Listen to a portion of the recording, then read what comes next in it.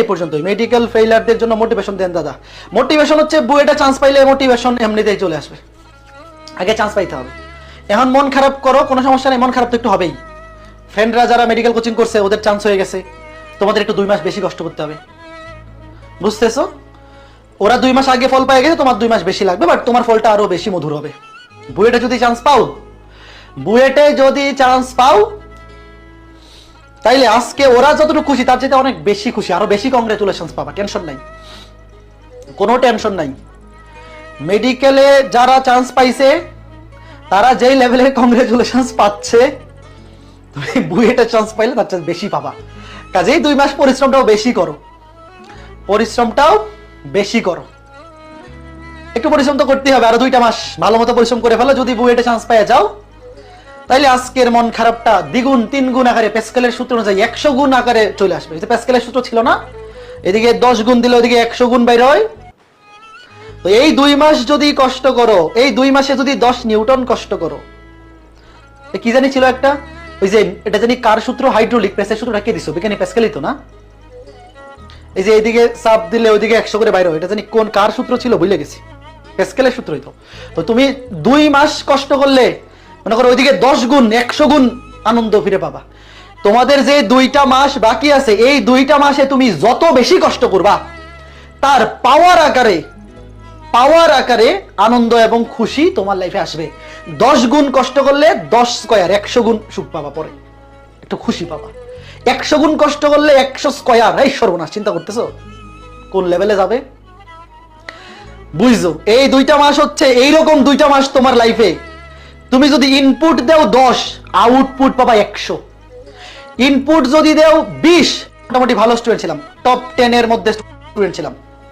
তো আমার কলেজে আমি টপ 10 না, মানে ধরো কোনো পরীক্ষায় টপ 10 থাকতাম, আমার কোনো পরীক্ষায় টপ 20।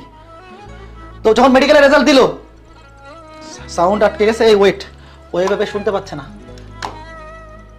কথা না শোনা গেলে মোটিভেশন তো লাভ কি?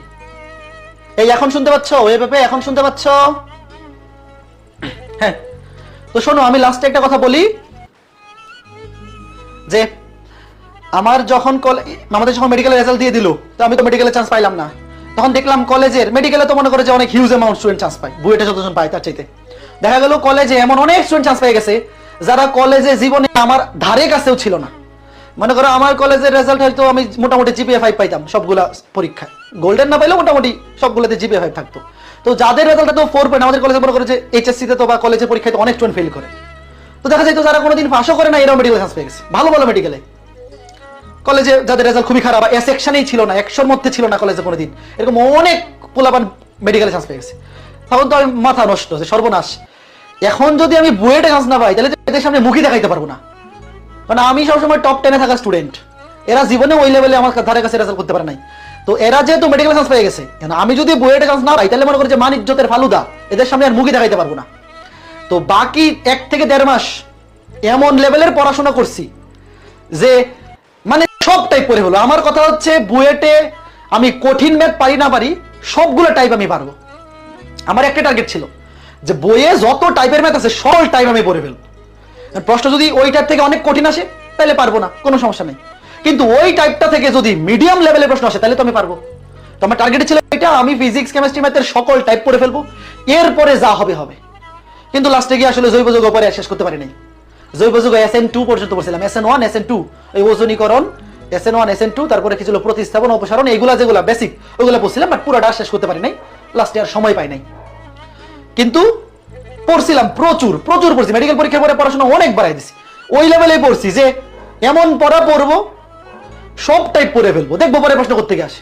ঘটনা শেষ, ভর্তি পরীক্ষায় গেছি, 60টা রিটার্ন আসছে, তার লিস্টে অ্যান্সার করছি, বাকি 17টা মনে করো কঠিন অ্যান্সার করার দরকারই পড়ে নাই, 60টার মধ্যে তার লিস্টে অ্যান্সার করছি, হয়ে গেছে, ঘটনা শেষ।